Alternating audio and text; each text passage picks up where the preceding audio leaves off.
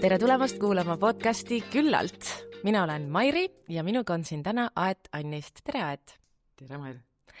Aet on antropoloog, kelle uurimistöö fookus on muutustel, näiteks sotsialismi järgsetes maapiirkondades. Väliseesti diasporaas on ta uurinud muutuste mõjul kujunenud sotsiaalset killustumist ja ilmajättu, aga ka pärandkultuuri institutsionaliseerimist. Aeda tänane uurimistöö keskendub keskkonna ja kliimasotsiaalsusele, mille raames ta vaatleb, kuidas juba alanud või tulevikus terendavad muutused inimesi koondavad, lahutavad ja tegutsema panevad. Aga kuidas selliste probleemide institutsionaalsed lahendused omakorda ühiskonda ja tuleviku võimalusi mõjutavad. Aet osaleb kliimaprotestigruppide tegevuses ka aktivistina ning kirjutab Eesti meedias kliima- ja keskkonna teemadel. No siin on juba nii palju erinevaid elemente, millest meil täna kindlasti siin ka juttu tuleb, aga juba traditsiooniks saanud viisil ma küsin sinult, mida on sul küllalt? Ma arvan, et mul on küllalt, materiaalselt ma arvan, et mul on kõik olemas, mis on oluline, aga mul on küllalt privileege, et erinevaid asju teha, olla võib-olla ka nagu niisuguseks kõne, võtta see roll või võtta sellise kõneisiku roll selleks, et mingitest teemadest rääkida, mis võib-olla jäävad, võib-olla midagi teised inimesed ei käsitle. Privileeg olla nagu haritud, privileeg olla sellisest perekonnast ja taustalt, mis ei ole mind nagu õõnestanud, mis ei ole minust tekitanud ebakindlust selles, et kes ma võin olla ja kuidas ma võin edasi liikuda. Nii naise kui inimesena, et mul on olnud õnn kasvada kodus, mis oli mingis mõttes matriarhaat lausa, aga et ma ei ole kunagi tundnud, et ma naisena kuidagi ei peaks mingeid asju tegema. Ja mind ei ole kunagi kimbutanud tunne, et minu pere olukord näiteks mind kuidagi kärbib või minu võimalusi pärsib. Ehkki ma olin üksikema, akadeemilise taustaga üksikema laps, nii et meil mingit suurt sissetulekut ei olnud. Aga need tollased olud, ehk siis ikkagi Nõukogude aeg, ei tähendanud, et see oleks mind piiranud. Ma arvan, et kui ma oleksin samasuguses peres kasvanud 20 aastat hiljem, siis võib-olla see oleks mind piiranud. Ma ei oleks saanud kasvada sedavõrd enesekindlaks või inimeseks, kes julgeb teha, ütelda ja kes ka saab võib-olla sellise paketi erinevaid võimalusi mis ma siis tollal sain, mis ei ole nagu siis Nõukogude aja õigustus, vaid lihtsalt nending, et minul läks nii. Kindlasti oli väga palju inimesi, kellel asjad ei läinud väga hästi ka tollal, aga see ei ole nagu selle asja, selle probleemi põhiiva, vaid ikkagi mingis mõttes selline mure puudumine sellepärast, et kuhu ma kuulun mingites ühiskonnakihtides, see lihtsalt ei olnud osa meie elust, osalt ka selle tõttu, mismoodi mu ema mind kasvatas. Nii et kindlasti oli inimesi, materiaalselt väga orienteerunud inimesi ka tollal, kes võib-olla tundsid kogu aeg ennast kehvasti, sest et neil ei olnud piisavalt mida iganes. Meil oli ka, muidugi loomulikult meil oli kas või tiinekatena oli selline tunne, et me ei saa piisavalt erinevaid, ma ei tea, stiile proovida ja kõik nii edasi otse loomulikult, aga et see kuidagi ei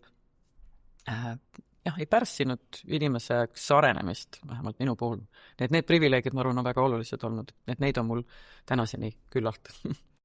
Aga millest on sul täna küllalt? Sa mõtled siis, et millest mul on nagu kõrini? Ja võib seda niimoodi tõlgendada küll. Et aitab küll sellest. Jah. Ma arvan, et sellest, et inimesed ei saa aru, et neil on tohutud privileegid, et nad on vastutustundetud ja egoistlikud, et nad ei tunne ära, et nende positsioon näiteks ühiskonnas, see, kuhu nad on jõudnud, on tänu teistele inimestele, tänu väga paljude teiste inimeste toetusele, tänu privileegidele, millega nad on üles kasvanud. Ja see enese privileegide mitte äratundmine tundub, muudab inimese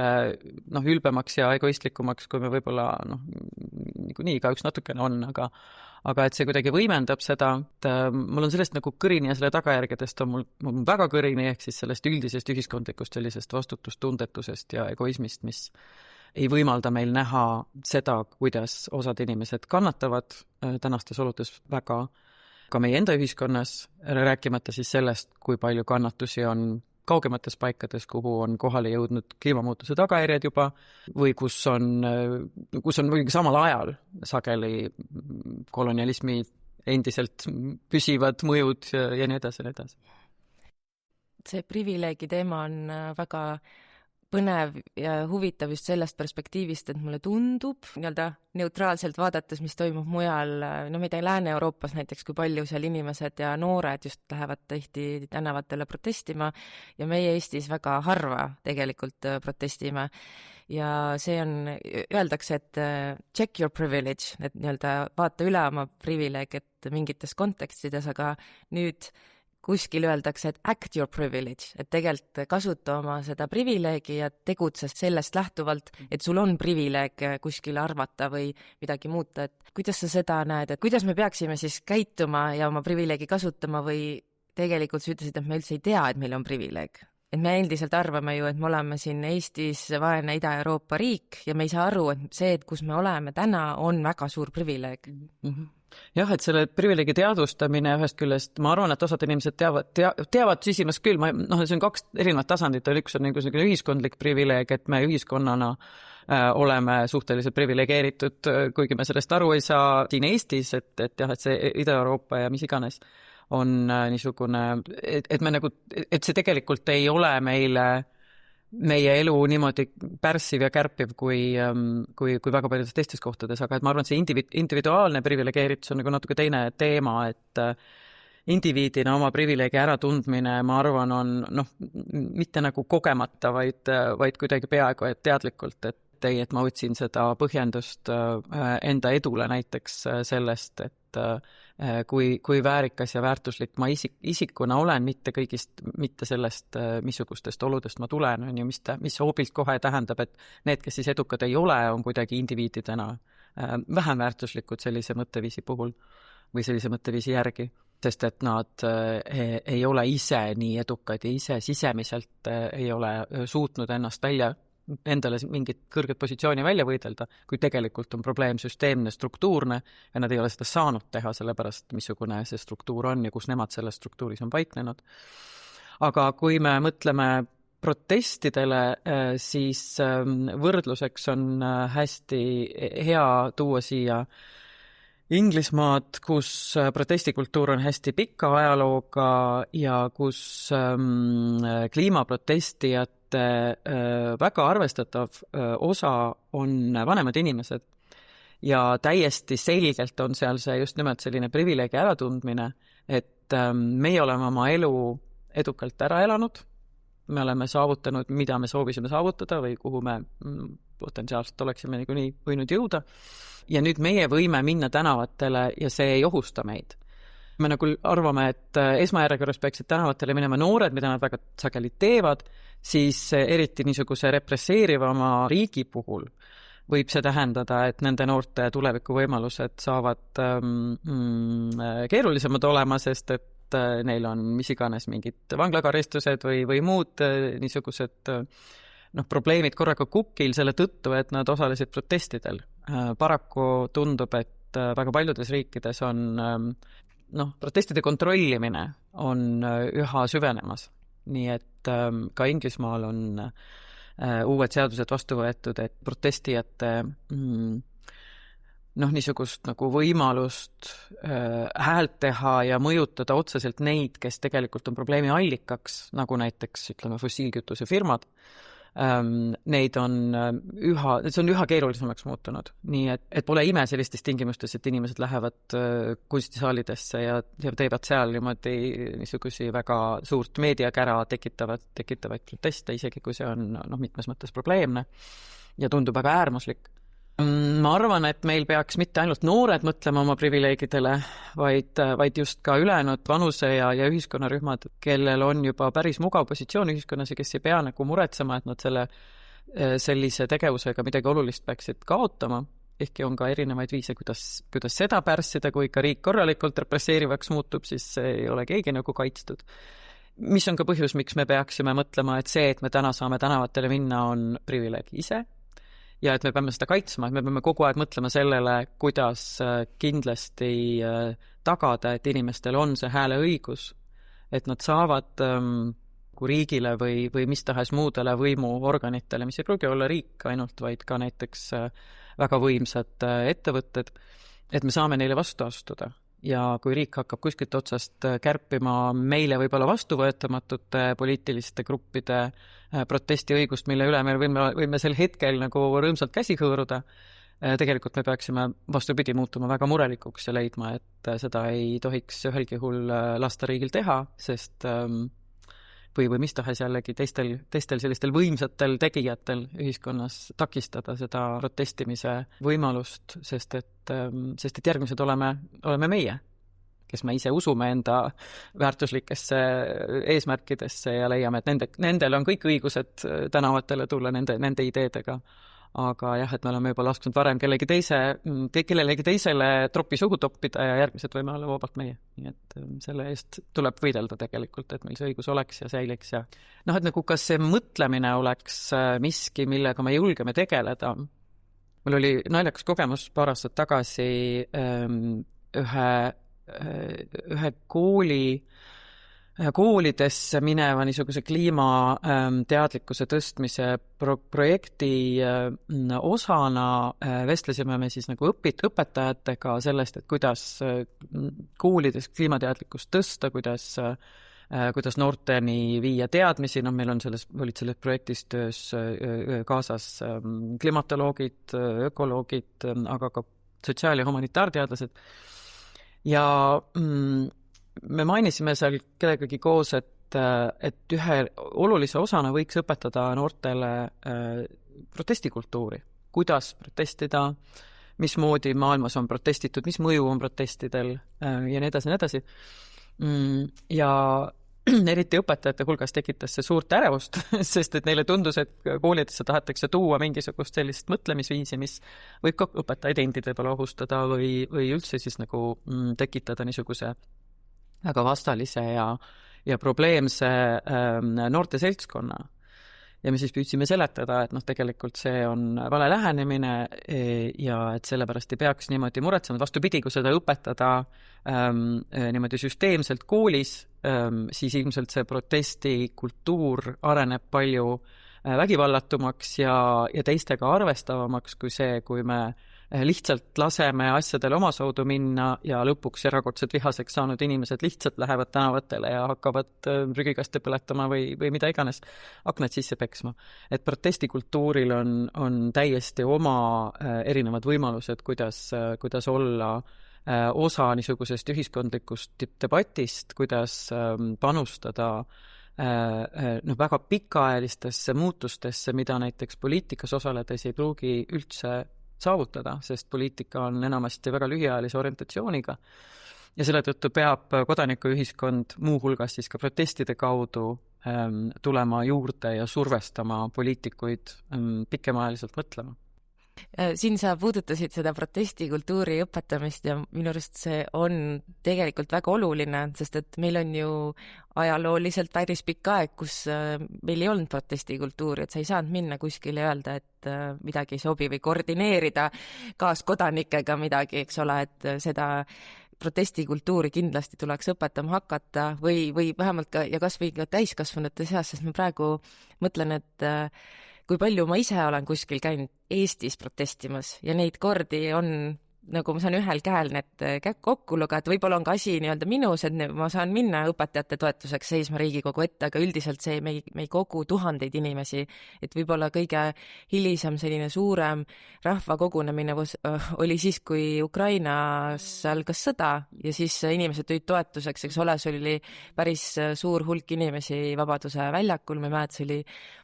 päris suur osa Tallinna nagu elanikkonnast nii-öelda oli seal kohal, aga mõeldes seda, et kus eestlane võib-olla tahab protestida, on interneti erinevad ruumid, eks ole, ja mingis mõttes meil on ju olemas see veebileht nimega Rahvaalgatus ja võib-olla siis see viimase aja kõige suurem protest, mis rahvas ju on teinud, oli selle toidu käibemaksu alandamise petitsioon, kus siis üle 100 000 inimese ütles, täiskasvanud inimese ütles jah, see on väga suur osa Eesti rahvast ja kui me mõtleme, et kui suur osa on see tööealisest rahvast, eks ole, et see on väga-väga suur osa ja sellest ei tulnud mitte midagi. Ehk siis mingis mõttes, kas meis on ka olemas selline pettumus või et mis seal ikka, et mitte midagi niikuinii ei muutunud, mis point mul on siin nüüd õues -10 kraadiga seista ja protestida, kui niikuinii meid ei kuulata. Ja.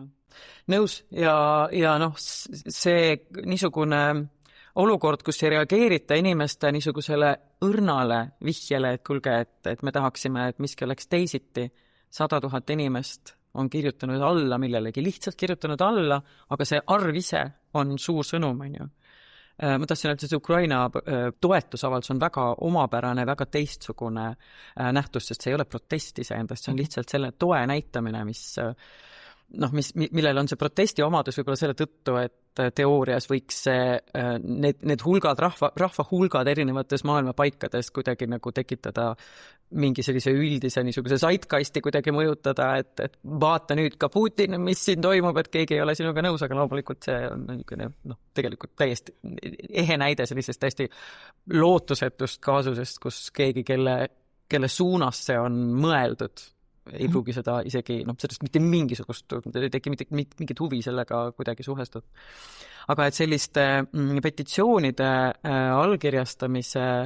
sellest mitte muutusteni jõudmine on väga suur ohumärk, sest et see riik, kes niimoodi käitub, et ta ei võta tõsiselt inimeste häält sellistel hetkedel, isegi nagu ei võta seda arutlusele, ei võta seda ette, samamoodi aastaid tagasi oli Suurbritannias olid suured ikkagi nagu miljonite inimestega tänavatel protestid Iraagi sõja vastu, mitte miski ei muutunud, täpselt see sama vanker, mis hakkas kuskilt veerema, kuskilt poliitika telgitagustest veeres edasi ja jõudis täpselt sinna, kuhu kardeti, et ta jõuab. Ja probleem on nagu selles, et kui sa ei võta tõsiselt rahulikke rahvahulki, kes tulevad tänavatele lihtsalt siltidega seisma, väljendama oma seisukohta, siis sa tegelikult survestad inimesi võtma radikaalsemaid meetodeid kasutusele. Need kliimaprotestid, mis Inglismaal 2018. aastal algasid, olid selles mõttes samm veidi radikaalsema käitumise poole. Need olid siis 8 nädalaks Londoni kesklinna paljude tänavate sulgemine, mis tõesti tekitas paljudele inimestele nagu muutis nende elu keerulisemaks, tekitas raskusi tänavatel liikumisega. Ja selle taga mingis mõttes oli just see, et kui inimesed tõsiselt ei võeta muul viisil, siis nad tulevad ja püüavad sind survestada mingil ägedamal viisil, kui seda ka tõsiselt ei võeta, kui leitakse viisid, kuidas sellist protesti kärpida. Mis siis inimestel järgmiseks nagu ette tuleb võtta? Kliimaprotestijad on algusest peale olnud väga otsustavalt Inglismaal vägivallatud. On olemas ka nii-öelda vägivaldsemaid proteste, aga kogu see vägivald on suunatud ainult ja üheselt omandi vastu, ehk siis näiteks mingite fossiilkütusefirmade kontorite akende lõhkumine on olnud üks selliseid või pankade, mis fossiilkütuste firmadesse panustavad, nende akende lõhkumine, see on olnud nagu üks selline nii-öelda vägivaldne tegu, mida siis on kliimaprotestijad ka teinud. Ameerikas on olnud väga intensiivsed keskkonnaprotestid, minu meelest see oli 90ndate lõpus, kus põletati maha erinevaid niisuguseid keskkonda hävitavaid ettevõtete mingeid hoonesid, mis muidugi samal ajal tekitab küsimuse, et kas põletamine pole ise väga suur keskkonnakahju. Nii et nad olid väga vastuolulised ja kogu see niisugune vägivaldne lähenemine on kohe hoobilt vastuolus nagu nende sisemiste väärtustega, mis paljudel keskkonna ja kliima võitlejatel on. See võitleja sõna on siin selline oluline, sest samal ajal see on ikkagi võitlus, kuigi ta on vägivallatu vastupanu, on see ikkagi vastupanu ja võitlus. Aga hästi, ütleme, see praegune põlvkond kliimaprotestijaid, kes siis kasutavad niisugusi meetodeid, võivad siis olla veendunud, et see on ainuõige. Aga mida vähem sellele reageeritakse, mida vähem sellest muutub, mida ilmsem on, et kasu sellest mitte midagi ei ole, seda rohkem tekib näiteks järgmises põlvkonnas protestijates tunne, et teeme midagi radikaalsemat veel, astume veel ühe sammu edasi. ja noh, ma ei usu, et see oleks kellegi huvides, et see lõpuks niimoodi läheb. Nii et ma arvan, et sellest tuleb väga teadlikult nagu ka riigil mingi sõnum võtta, et me peame midagi tegema, et inimeste murele nagu asu anda, murele võimalusi anda midagi muuta, et see mure ei ole kuskilt, kuigi seda väga paljud Eesti niisugused kliimaeitajad tahavad väita, et see on kuskilt õhust võetud või mingisugune selline väike grupikene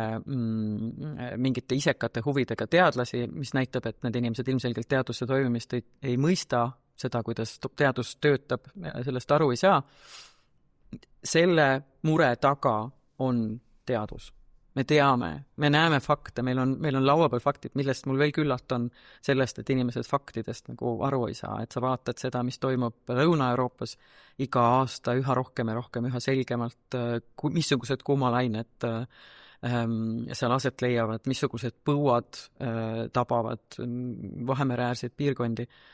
Et kui me nendest faktidest nagu tahame lihtsalt ütelda, et need fakte ei ole olemas, et ma ei tea, kuidas me saame võtta tõsiselt, kuidas saab keegi võtta tõsiselt selliseid poliitikuid, kes lihtsalt istuvad ja üksteise järel panevad lauale müüdid, mida on väga lihtne ümber lükata ja nad hoiavad nendest müütidest hammaste ja küntega kinni ja nende kuulajatel pole teadmisi, et nendest müütidest nagu läbi näha ja aru saada, mis on faktid. Me sellel algaval aastal kavatseme Sirbis teha ühe kolumni, mis võtab ükshaaval ette kliimamüüdid. Need on tegelikult rohkem muidugi, kui me jõuame käsitleda, aga me püüame siis nagu läbi arutada ja inimestele selgeks teha need müüdid, millega väga palju kliimaeitajatest tulevad välja ja püüavad kuidagi inimeste tähelepanu hajutada ja jätta mulje, et need probleemid, mis meil on väga reaalsed ja olgu Eestis võib-olla ei ole tuntavad, on tuntavad juba kusagil kaugemal väga selgelt ja jõuavad mingil hetkel ka Eestini paratamatult ja kui see tõesti nagu seda minu põlvkonda ja nende poliitikute põlvkonda ei mõjuta, siis kus on see empaatia järgmiste põlvkondade suhtes, et miks mul on ükskõik sellest, et 30-aastastel või 10-aastastel läheb elu väga keeruliseks. Minu meelest see ei ole nagu ühegi poliitikul ei ole õigust olla nii empaatiavaba. Ja minu arust üks väga inspireeriv minu jaoks näide protestimisest on 8. märtsi naiste marsid Lääne-Euroopas, kus siis, kui meie siin Eestis jällegi ajaloolistel põhjustel võib-olla, siis 8. märtsil töö juures meeskolleegid siis toovad sulle lilli või šokolaadi või mingit kooki, eks ole, et siis Lääne-Euroopas, näiteks Hispaanias ka väga suures osas siis miljonid naised lähevad 8.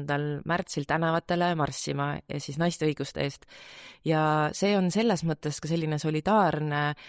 marss, et mehed suures osas, küll mitte kõik, sest Hispaanias ka on väga suur probleem koduvägivallaga ja selle naiste ebavõrdsusega ja nii edasi, aga suures osas ikkagi toetatakse. Ja minu jaoks kõige selline nagu ilus näide sellest on see, et neil on ju ka sellised päevasaated või õhtusüksed jutusaated, nagu meil on ka siin Eestis. Ja siis ühel saatel nägin siis klippi internetis, ühel saatel 2 meest saatejuhti ja siis nad alustavad seda saadet ja siis nad on kuidagi nagu väikese sükse nagu lambi all kahekesti nagu kõrvuti. Ja siis nad ütlevadki, et okei, et head inimesed, et meil on siin täna nüüd selline olukord, et naised läksid kõik marssima ja me siin panime ise seda valgust, sest meil valgustaja on naine ja me panime selle ühe prožektori ja kui te vaatate, et me näeme näost imelikud välja, et siis jällegi meigi tegime ka ise, sest meikar on naine ja siis muidu neil oli ka ju digili nagu graafika ekraanil, mis näitaski, et mis on mingi tweet kuskilt internetist või mingi järgmine esineja, et siis neil oli lihtsalt paberile kirjutatud, siis nad tõstsid paberi üles, et näed, et graafika tegi on ka naine, et me nüüd tegime ise need paberid ja see oli nii mõjus selle koha, et nad olidki nagu 100% toetasid, ütlesidki, et me ei saa teha seda saadet ilma naisteta, et miks me nagu ei kohtle neid võrdväärsena, et see on nii mõjus ja siis ma alati, kui jälle see 8. märts taas mõtlen, mis hetkel me Eestis naistena mõtleme, et aga äkki läheks hoopis hommikul kell 10 nagu marssima kuskile, et ei lähegi täna tööle, et inimesed, väga suur osa ühiskonnast teabki, et 8. märts sa ei lähegi tööle naisena ja mehed ka lähevad sinna marssima naiste toetuseks. Aga millal meie sinna võiksime jõuda, et me nagu ütleme, et kuule, sorry, sellest šokolaadist ja lillast ei piisa. Ja see minu jaoks on hästi see on kindlasti natukene mingi põlvkondade teema, ma arvan mingi piirini, et see niisugustel teemadel tänavatele minemine on miski, millega vanematel põlvkondadel on palju suurem tõrge, see tundub nagu selline mingisugune, ma ei tea, mingite normide ja traditsioonide rikkumine, et mis mõttes, mis meil siis ikka nii väga viga on. Ja ohtlik ka äkki, et mõtledki, et äkki keegi mida mõtleb, et ma siin nüüd lähen, eks ole. Ja kuidagi nagu ei saada vist ka aru sellest, et sellised hetked on just nimelt ikkagi jälle see sõnum ühiskonnale, et kõik ei ole okei. Kõik ei ole korras, me peaksime väljendama oma mõtteid ja see tänavatele minemine on osa sellest, et näidata seda oma kehadega tänavatel, kui palju neid inimesi, kellel on ikkagi veel tunne, et kõik ei ole korras ja midagi peab selles valdkonnas muutma, kui palju neid inimesi tegelikult on ja selles nagu osalemine ei ole mitte selline nagu lugupidamatu kuidagi, vaid et see ongi üks viis, kuidas ühiskond kuuleb nagu suuremat hulka inimesi kui ainult need, kes kuskil platvormidel, ajakirjanduses, podcastides, kus iganes häält teevad. Et see, ja seal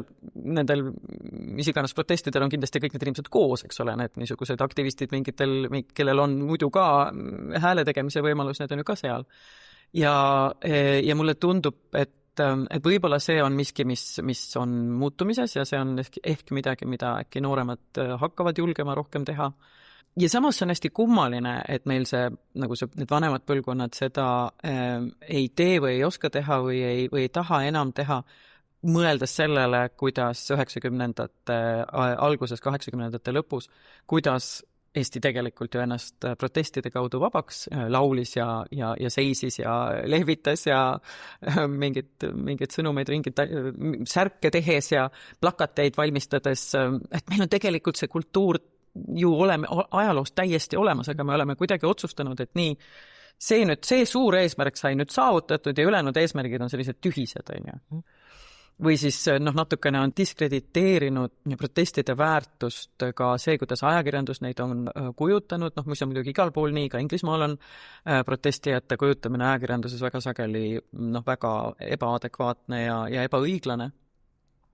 Aga Eestis 90ndatel, kui näiteks põllumehed tulid protestima, kui piimahindade langus neid väga rängalt mõjutas, tulid näiteks linnadesse piimamannergutega ja valasid piima tänavatele, siis oli sellest selline ühiskondlik nagu pahameel vallandus sellest, et mõtle, kuidas saab toitu niimoodi raisata ja asja mõte oli ju tegelikult selles, et nad pidid täpselt seda sama tegema nendes lautades, muidu kõigi silma alt ära. Nad tõid selle nende jaoks täiesti vastuvõetamatu olukorra tänavatele, et näidata, et midagi peab muutma. Nii et see, kuidas seda kujutati ajakirjanduses, oli väga probleemne tollal. See ka, mismoodi näiteks viimaste aastate, COVIDist peale need protestid, mis on olnud ka COVIDiga seoses, et see on, ja ütleme võib-olla ka isegi 5 aastat veel varem, need erinevad migratsiooniga seotud protestid, et eks need ole kõik loonud mingi sellise uue kuidagi mulje sellest, mis asi on protest ja kes protestivad ja kuidas protestitakse. Ja seda ei ole väga keegi niisugusel arukal ja analüütilisel viisil ajakirjanduses käsitlenud või avalikkuses käsitlenud, vähemalt piisavalt ja niimoodi ta kuidagi ongi nagu muutnud selle protestikultuuri niisuguseks nagu mitte eriti populaarseks ja mingis mõttes lausa isegi nagu häbiväärseks, et mis rumalustega te nüüd siis tegelete, kas teil muud teha ei ole, tehke midagi ära. Noored, mis te tulete siia tänavatele istuma oma kliimaplakatitega, minge ja õppige koolis ja siis tehke midagi ära. Sest nagu sa näed, et tegelikult see arusaam niisuguse tegevuse mõttekusest lihtsalt puutub. Aga siin see Eesti vabaks protestimine on väga hea näide, sest et jällegi väga paljud inimesed, kes tol hetkel olid nii-öelda see kese, kuigi ta kaasas igast vanusest, igast ühiskonnagrupist inimesi, et siis huvitav tõesti, et need inimesed, kes täna on ju kuskil väga juhtivatel kohtadel, et kuidagi ei nähta või unustati ära, et mis sa seal 20-aastasena nagu tundsid või kus see noorte võitlus seal oli. Sest sa ise oled ka siis oma karjääris seal 90-ndatel juba alanud, siis uurinud palju seda sotsialismi järgsust Eestis ja ka võib-olla siis kaugemal, et kuidas meil täna see ühiskonnas avaldub, et meil on juba ju terve generatsioon ja pealegi inimesi üles kasvanud vabas riigis, pole kogenud Nõukogude Liitu, mina kaasa arvatud, sündisin vahetult enne, kui see kokku kukkus, eks ole, et aktiivset mälu ei ole, on aktiivne mälu 90-ndatest. Aga tunnen täna siin, et endiselt ongi täpselt need mingid asjad, milles mina aru ei saa, et miks me ei lähe protestima või miks me ei tee mingeid asju teisiti, aga ma saan aru, et see tulebki kuskilt mujalt, et mis jäänukitega meil siin veel vaja tegutseda on.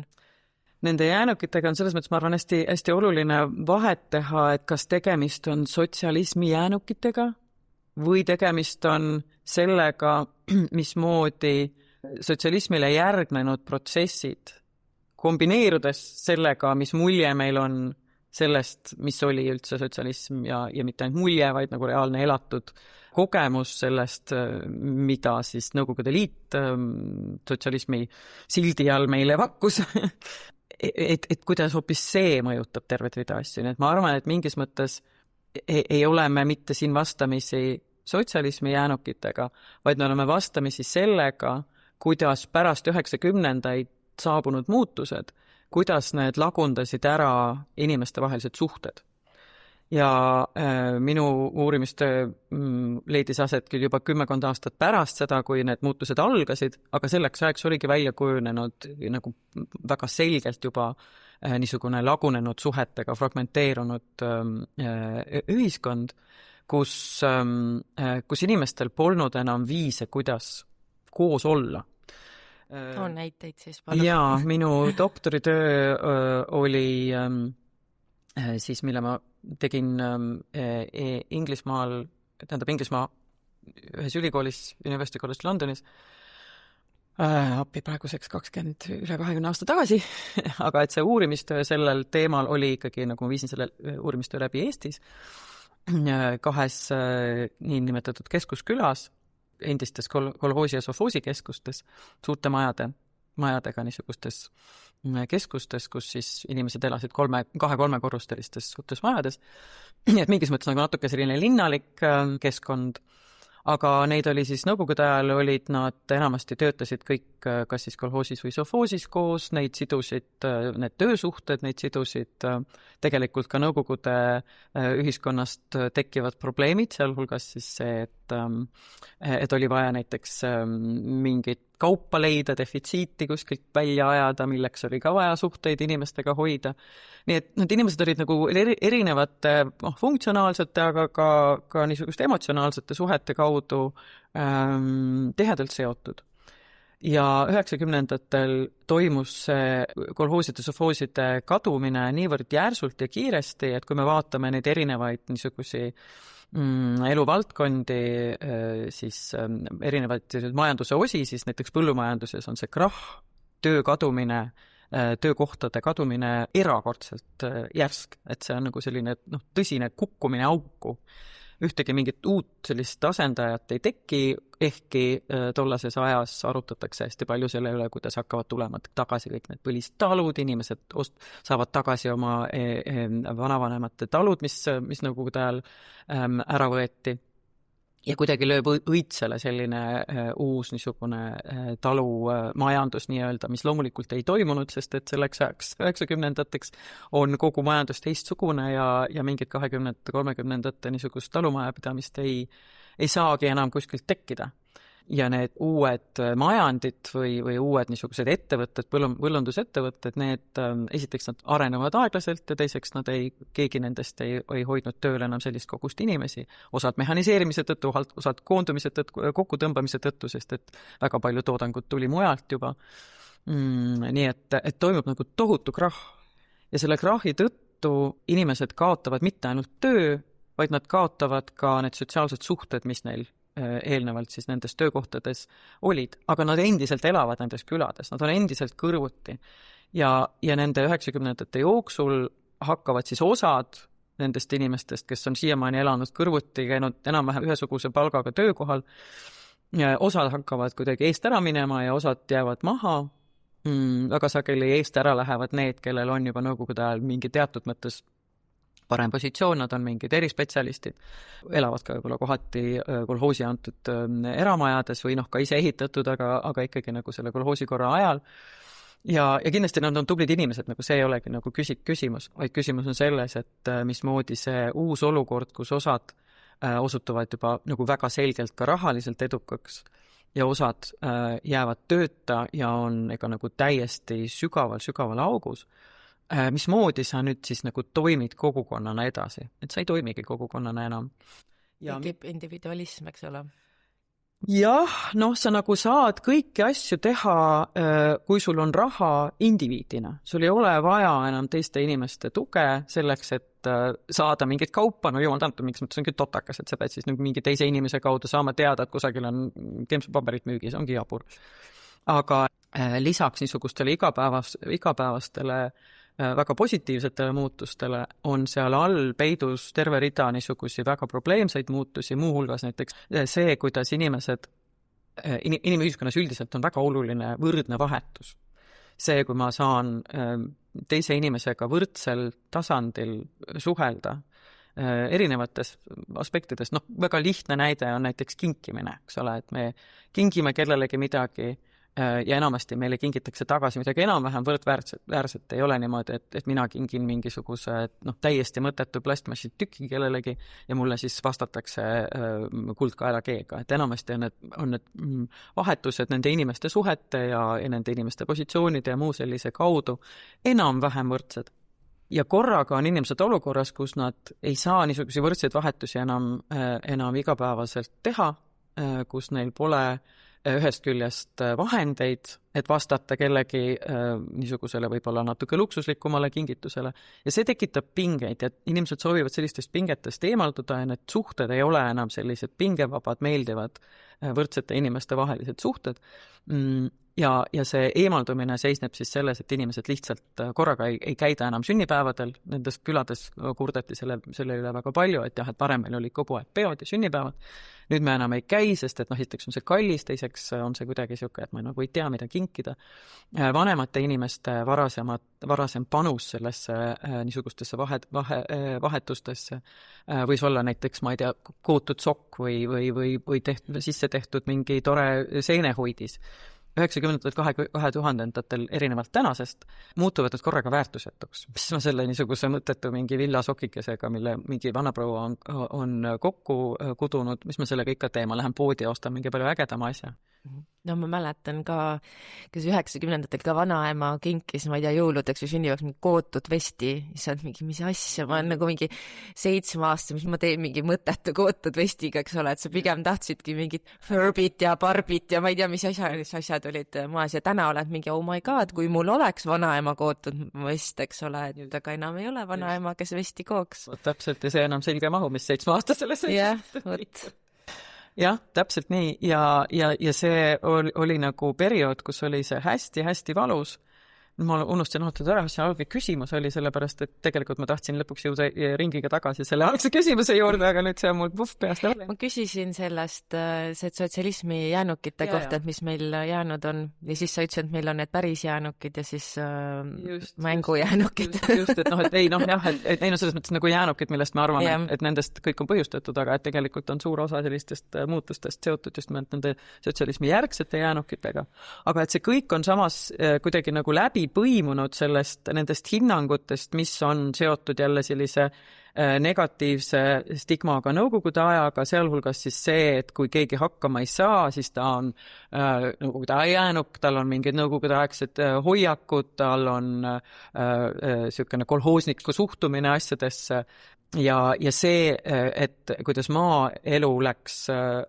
käis alla 90-ndatel, seda ajakirjanduses kujutati väga sageli just nimelt selle tagajärjena, et tollased inimesed, tähendab siis need maainimesed olid kuidagi eriti läbi imbunud siis sellest kolhoosi mõjust ja kolhoosiaegsest mõtlemisest ja mõisakoislas lohiseb, ehkki see termin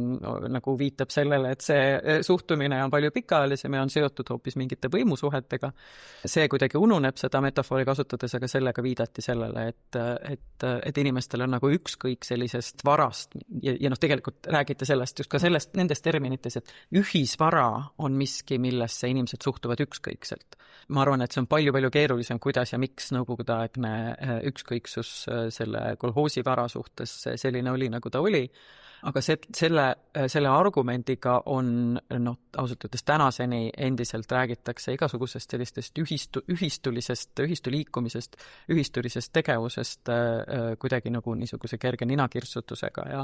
negatiivse suhtumisega. Idee sellest, et äkki meil võiks olla palju rohkem jagatud,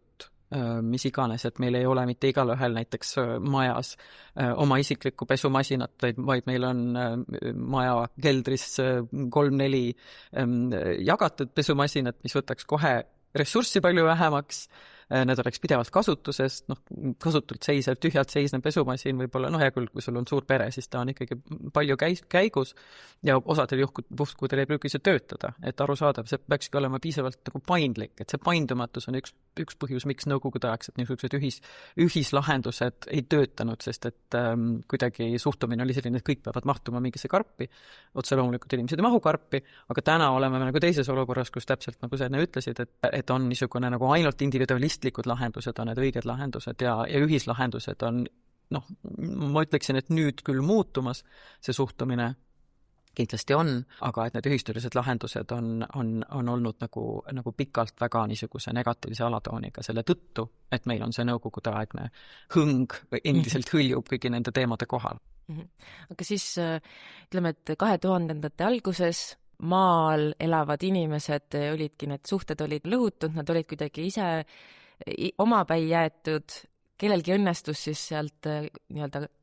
välja murda, hakata kuskile ronima ja keegi jäi sinna maha. Sellest ajast on möödas 25 aastat, veerand sajandit ja meil on endiselt väga suur probleem sellega, et kui me vaatamegi Eestis keskmiseid sissetulekuid või siis seda, et kus siis seda SKP-d peamiselt toodetakse, siis meil siin võidab Tallinn ja Harjumaa ja siis on piirkonnad, näiteks Hiiumaa, kus on nagu alla 1% Eesti SKP-st nii-öelda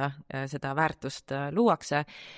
Ehk siis, kas ma teen meelevaldse järelduse, et need probleemid, mida sina kaardistasid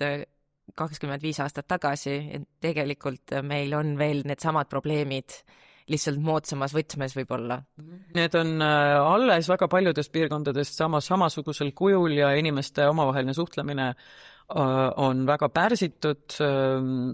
Üks märk sellest, mille kaudu ma julgen seda üldistada mujale kui ainult nendesse küladesse, kus ma ise viibisin, kus ühest nendest küladest ma ei olegi nagu üldse rohkem sinna sattunud, et ma tegelikult ei julgegi ütelda, et mis seal tänaseks toimub, aga märk sellest, et väga palju sarnast olukorda endiselt on olnud kirjad, mida inimesed mulle tänaseni kirjutavad minu doktoritöös tehtud raamatu järelmina, kus nad ütlevad, et aitäh, et aitasite mul mõista, miks minu küla täna on selline, nagu ta on. Nii et järelikult sarnased suhted, sarnased probleemid on seal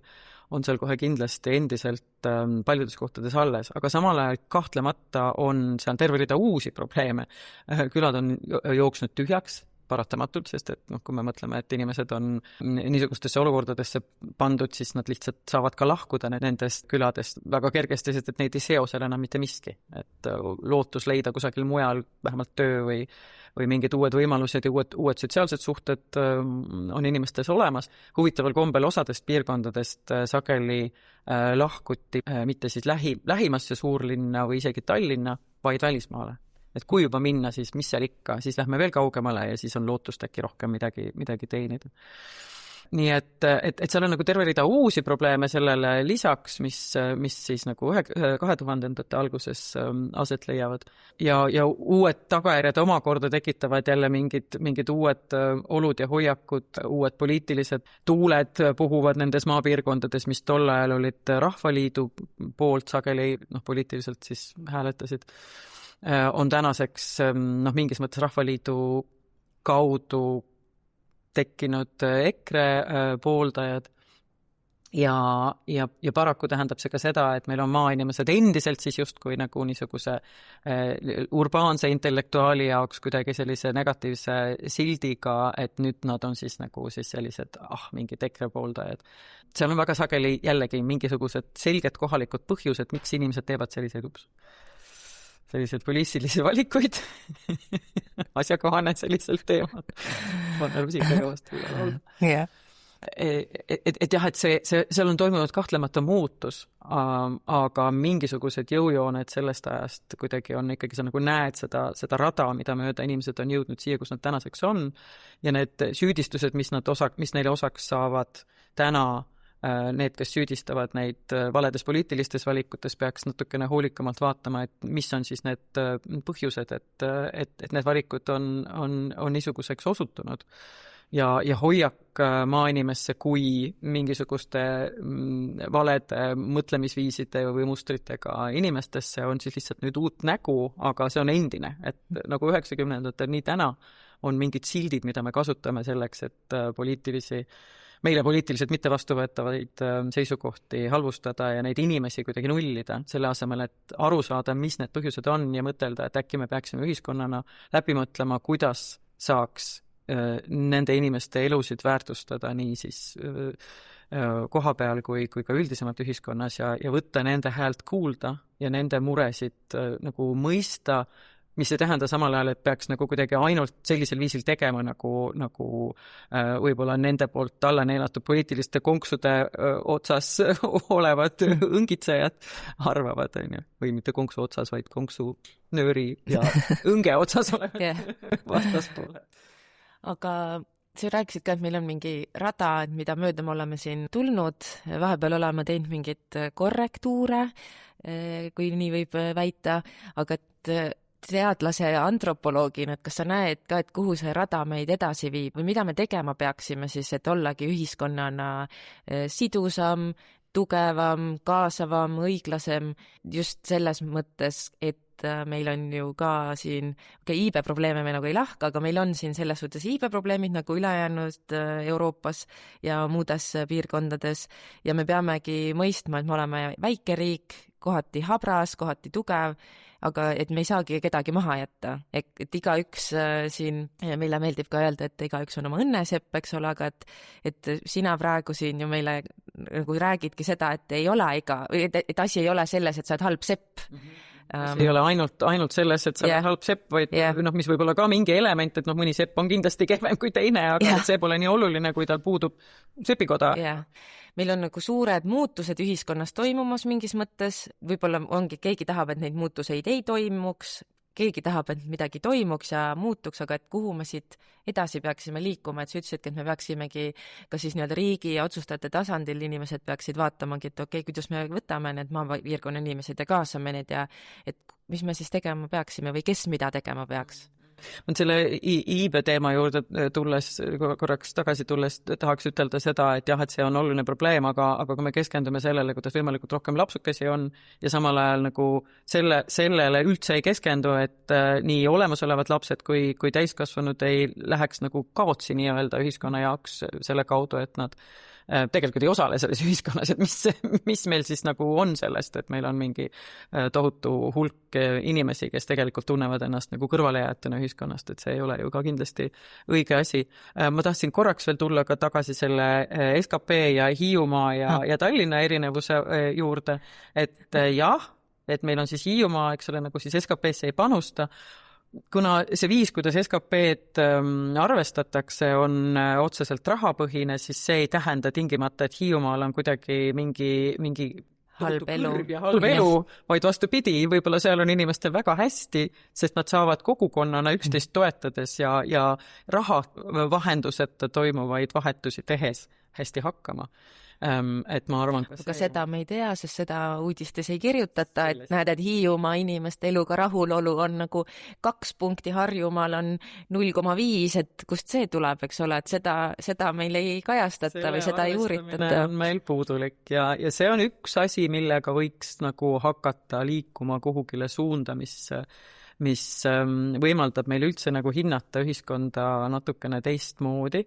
ja inimeste väärtust selles ühiskonnas teistmoodi ja selleks on liikuda eemale niisugustest rahavahetuse põhistest näitajatest.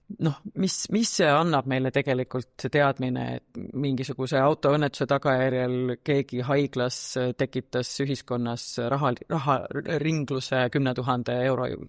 euro võrra juurde, et kuidas see näitab meile, et selle ühiskonnaga on kõik hästi, on ju? Ilmselt ei näita, et see autoõnnetus juhtus selle tõttu, et oli teine auto, mis sõitis otsa, aga et tagajärjed on siis need, mis kuidagi nagu lähevad raha kaudu kuidagi kirja nagu mingi väärtuslik sündmus, on ju. Selles suhtes hea näide, et nii-öelda SKP mõõtmisel ei ole vahet, et kas sa lood ühiskonda positiivset väärtust või oligi hästi palju liiklusõnnetusi. Et see toimub läbi raha, selle lahendamine. Suur keskkonnakatastroof ja sa lähed seda suure hunniku erinevate masinate ja muude niisuguste rahanõudvate viisidega lahendama, siis on hurraa, SKP tõusis, on ju. Et see on kindlasti miski, mida võiks nagu vaikselt muutma hakata ja võib-olla nagu selgitustööd teha, et mismoodi see ei anna meile seda teadmist ühiskonna heaolust või inimeste heaolust. Et ma arvan, et teine niisugune nagu et lahendused on, ma arvan, väga palju kompleksemad kui mingisugused üksikud niisugused suured pealkirjad, mille all nendest rääkida ja mille all neid lahendama hakata. Aga et nende suurte pealkirjade kaudu on lihtsam neid kuidagi nagu kujutada ellu liikuvana. Ja kui üks nendest võiks olla nagu üldine niisugune mõõdikute ümbermõtestamine, mis võimaldaks meil keskenduda heaolule ja ühiskonnas koos eksisteerimise joontele, mis ei käi läbi raha, siis teine niisugune suur pealkiri võiks olla rahvakogud ja see on juba Eestis tegelikult toimumas, et meil on erinevad niisugused rahvakogud tulevad kokku. Mis see tuleb? Hea elu rahvakogu. Hea elu rahvakogu on näiteks siis tulemus kohe,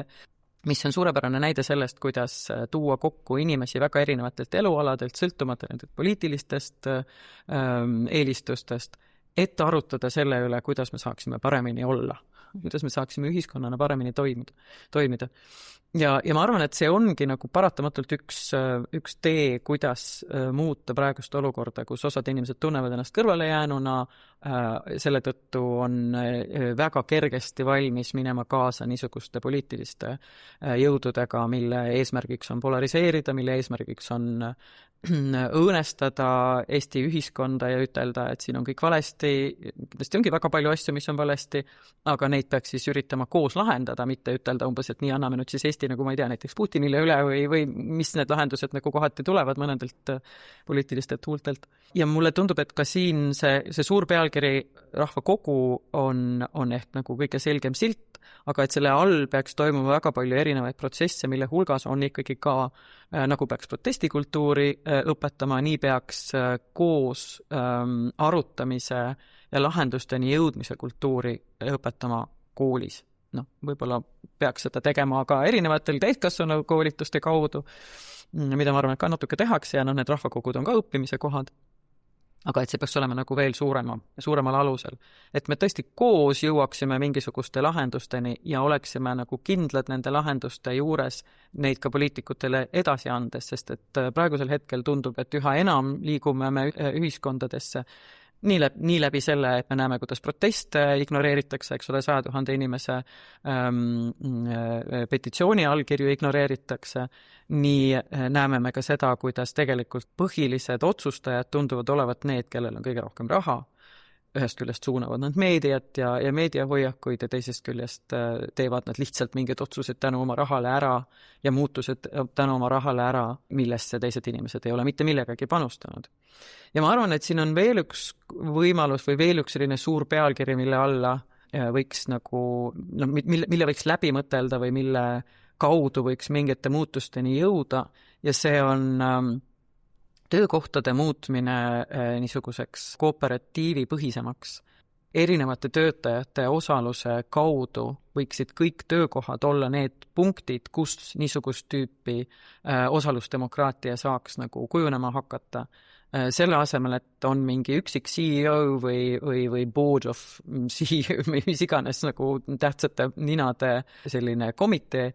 mis otsustab. Selle asemel on kõigi erineva tasandi töötajate panus selle ettevõtte järgmistesse otsustesse see, mis seob seda ettevõtet ühiskonnaga viisidel, mida ükski niisugune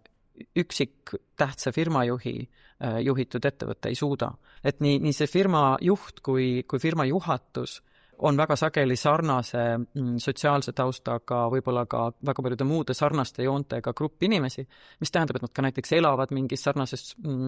piirkonnas kusagil sellises ilusas kõrghoonete või natukene mõnusamas sellises erarajoonis kusagil. Ja nad ei hoomagi seda, et näiteks nende ettevõtte mõjutab kusagil kaugemal inimeste elu selle tõttu, et seal on mingi keskkonnakahju või ka näiteks see, kuidas voogavad need autod läbi mingite piirkondade, kus neid ettevõtteid ja juhatust tööle toovad autod voogavad läbi mingite piirkondade, kus on siis õhureostus selle võrra suurem. Kui meil osaleb selles otsuse tegemises, kas või näiteks mitte ainult siis see, mida firma toodab, aga mismoodi üldse firma funktsioneerib, kui selles osalevad kõigi elupiirkondade esindajad nende töötajate näol, siis võib-olla keegi tõstab näpu ja ütleb, et äkki me käime vähem autodega tööl ja hakkame bussidega rohkem käima, sest et see autode hulk on minu piirkonna õhu ära reostanud näiteks. Et ma arvan, et see on ka üks võimalus, kuidas muuta ühiskonda tegelikult niisugusel rahumeelsel, kokkuleppelisel viisil ja kui me seda ei tee, kui me sellisel viisil ühiskonda ei muuda,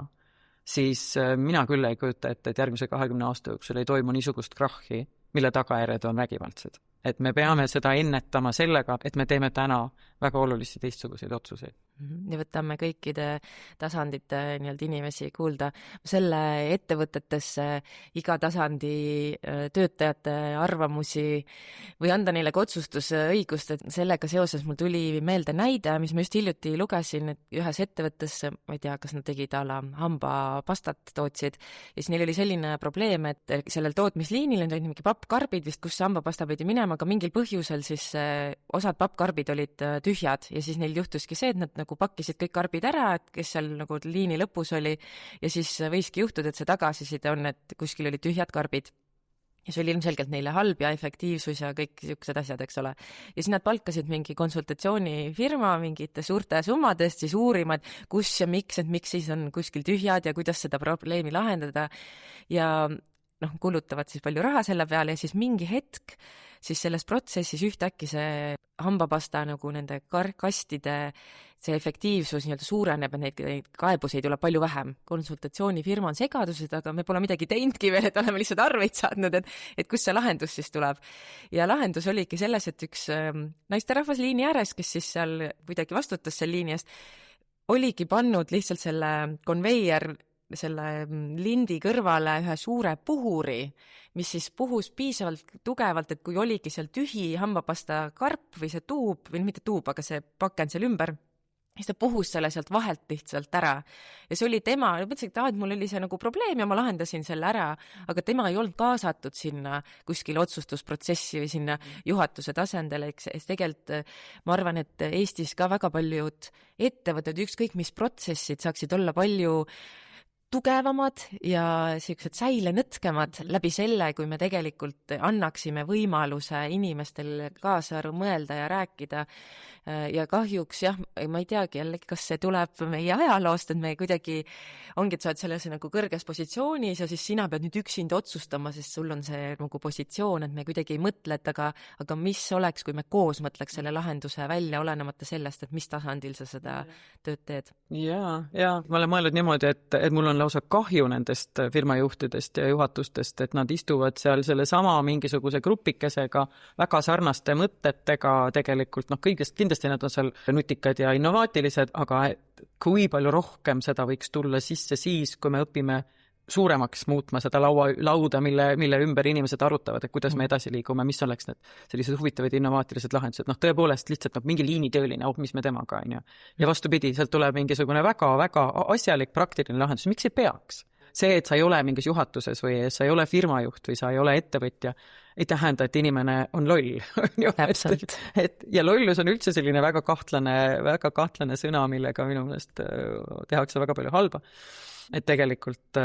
inimeste väärtus seisneb nende hakkamasaamise oskuses ja tarkus ongi see, kuidas me suudame erinevates oludes väga paindlikult reageerida ja toime tulla väga keeruliste oludega. Ja see tähendab, et seda esineb nagu kõigis ühiskonna kihtides ja mulle kohati tundub, et inimesed, kes on nagu jäetud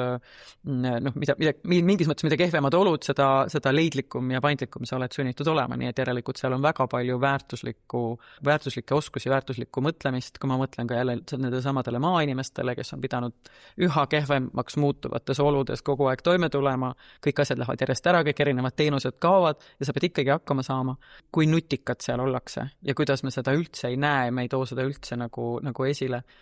Aga sa ütlesid päris õõvastava prognoosi tulevikule, et kui me nüüd täna tegelikult siin mingid muutusi ellu ei vii, et siis 20, ma ei tea, ei öelnud sa 20 aasta pärast, aga võib-olla siis järgmine 20 aasta jooksul need muutuste soov võib muutuda ka vägivaldseks, et inimesed ei talu enam seda olukorda ja mingis mõttes me isegi ütleks, et juba maailmas need protsessid toimuvad, et kas oli Nepal, kus siis nii-öelda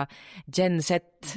interneti teel põhimõtteliselt koordineeris terve rahvastiku ja aktiviseeris ja mobiliseeris, eks ole, ja inimesed on täna juba väga paljudes riikides tänavatel, kes ongi korruptsioon ja riigivõim ja muud need mis iganes protsessid. Et mis siis võiks olla sinu mõttes praegu kuulajal, kes sa kuulis, et võiks olla protestimist, võiks olla ühiselt ka koostööde leidmist, eks ole, ettevõtete või kogukondade tasandil, et millest võiks olla nüüd pärast seda episoodi kuulamist kuulajal küllalt? Kuhu tema võiks oma mõteteks nüüd mõelda, et nüüd mul sai küllalt sellest? Võib-olla selle ootamisest, et kuidagi asjad iseendast paremaks lähevad. Et tegelikult tundub, et ei lähe, sest et võimu ja heaolu kontsentreerumine tundub olevat selline pidev protsess olnud, kus nagu mingid ühiskonnarühmad, mingid inimesed ajavad seda enda kõhu alla üha rohkem kokku ja see ei parane, kui me ei nõua selle paranemist viisil, mis tõesti nagu sunnib seda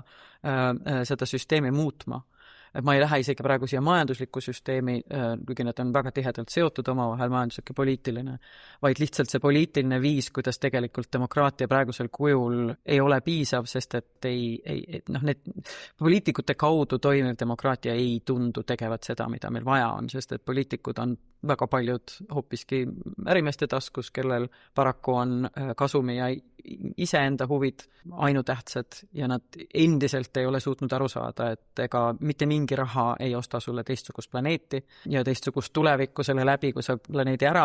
reostad ja rikud. Nii et võib-olla selle ootamise asemel, et äkki ka kuidagi järgmine mingisugune praegu kõige kõvemat kisa ja kõige radikaalsemat kisa tegev poliitikute seltskond suudab midagi paremaks teha, selle asemel hakata nõudma ikka just nimelt sellist osalusdemokraatlikku protsessi, kus me ei sõltu sellisest 4-aastasest tsüklist, kus üks mitte just kõige kirkam seltskond asendub teise ja mitte just kõige kirkama seltskonnaga ja siin mitte indiviidide kirkuses, vaid selles, kuidas nad kuidagi kombineerituna ja selles poliitilises keskkonnas, mis on omakorda niisugune väga huvitav antropoloogiline fenomen, et mismoodi poliitika inimest muudab, poliitikasse sisenemine inimest muudab selle läbi, et ta osaleb mingis täiesti uues sellises sotsiaalses keskkonnas, kus on teistsugused normid, teistsugune vaade maailma asjadele. Ja sa astud sinna ka ju mingisse rolli ja just selle 4-aastase tsükli paradoks on selles, et keegi ütleb, et mina lähen ja mina muudan ja siis ta läheb sinna süsteemi sisse. Näiteks Eestis, ma arvan, väga ilus näide on eelarve ja eelarve defitsiit ja kuidas siis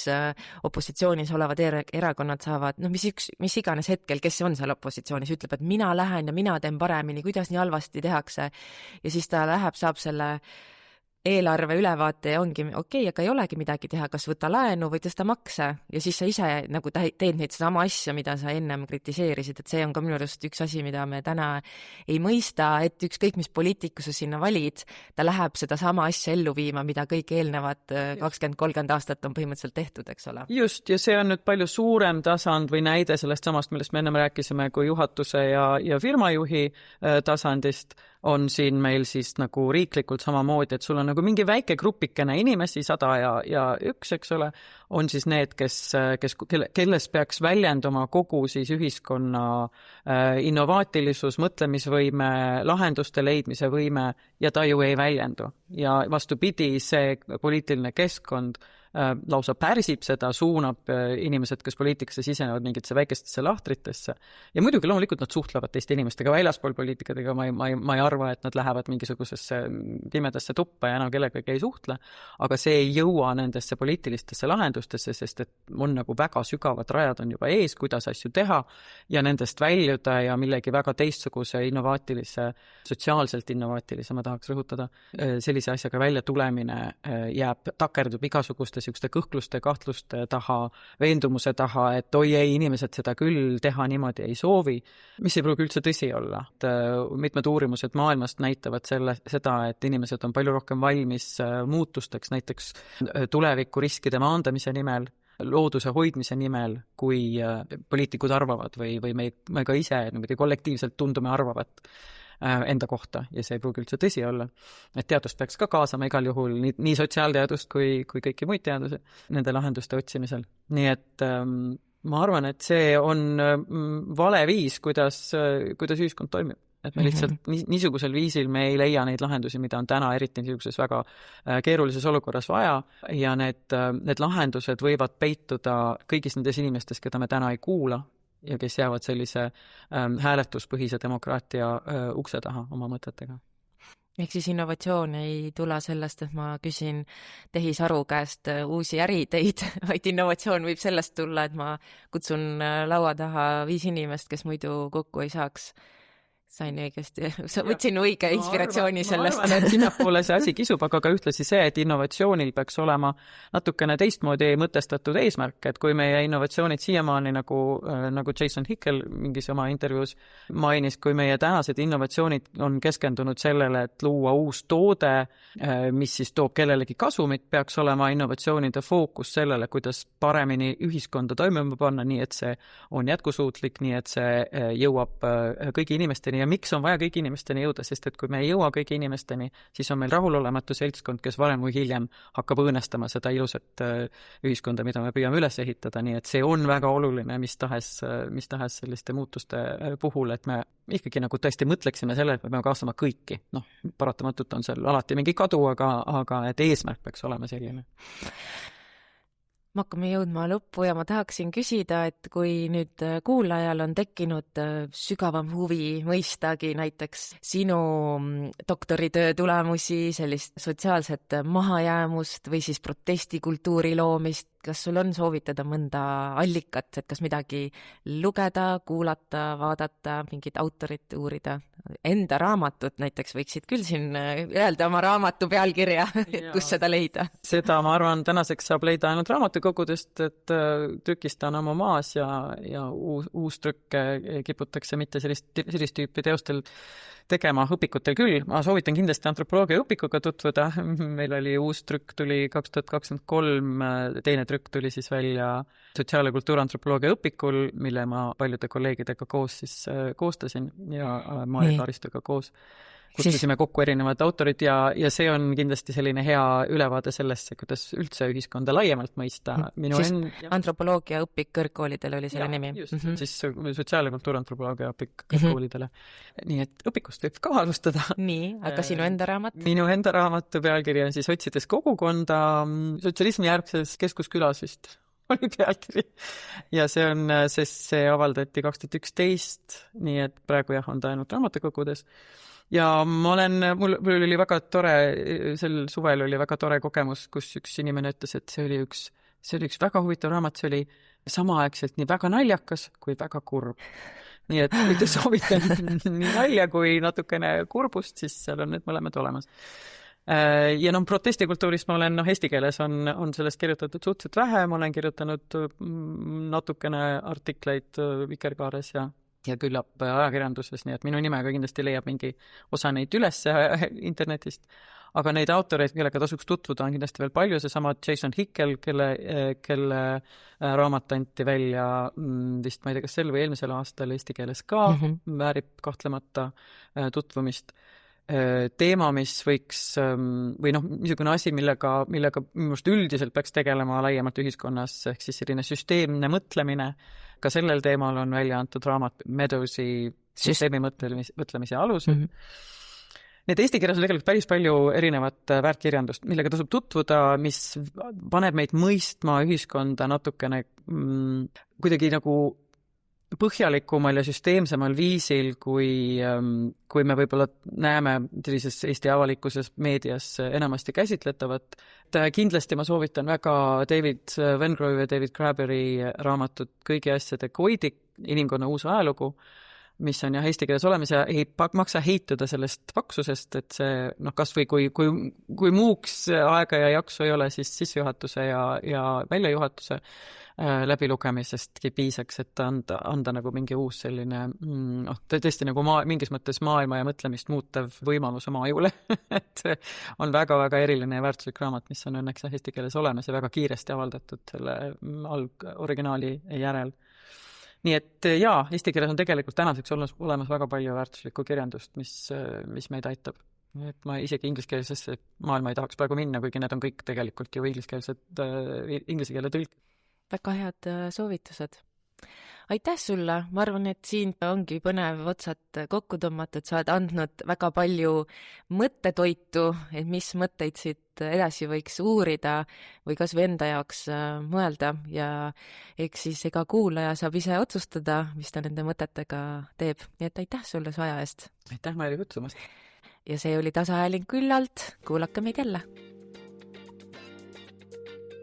Kuulasid Tasahäälingut küllalt. Kui see vestlus kõnetas, siis jaga episoodi sõbraga ja jälgi podcasti ka Instagramis või LinkedInis Tasarengu Eesti nimelt. Nii ei jää sul mitte midagi kuulmata.